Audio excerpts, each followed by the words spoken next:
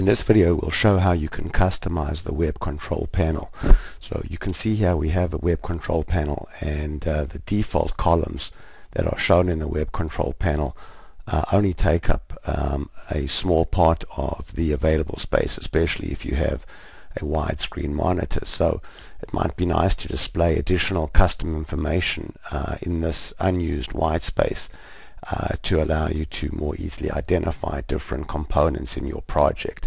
So in order to customize the additional information that is displayed in this white space over here, you can tap on the new Customize Columns icon in the Web Control Panel toolbar, and that brings up a builder that allows you to customize the column headings, and then for each component type you can choose different placeholders for different types of information that you want to show. So for example, for a grid we could display information from the comments property of the grid, and then we can also, for example, go here and choose the SQL statement, the data source summary, a list of the different parts that the grid contains, or if none of the built-in placeholders gives us what we want, we can also use a custom XBasic function that can extract information from the component.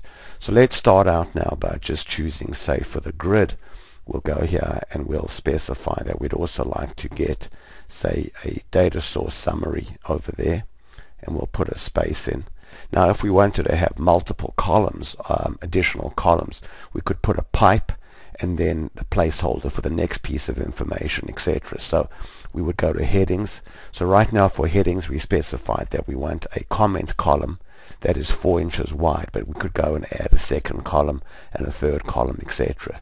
Then for the UX, let's go here and put in comments, and then let's also put in, say, the data binding, and let's also put in the number of controls on this component.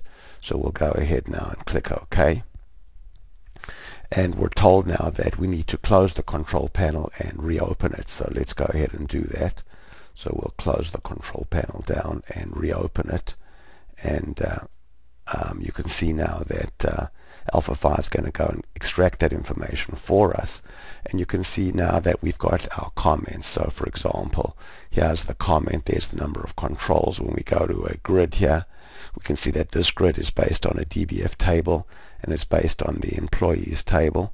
So let's go here, for example, to this UX component over there and go and edit the comments. So this is my edited comment, and then go ahead and save that down back, and now we can see there it says this is my edited comment, and there are 14 controls on that component. So now you can see that we can easily add custom information to this unused space. We can add as many columns as we want, and we can also write our own XBasic to extract customized information from each component. Thanks very much for watching.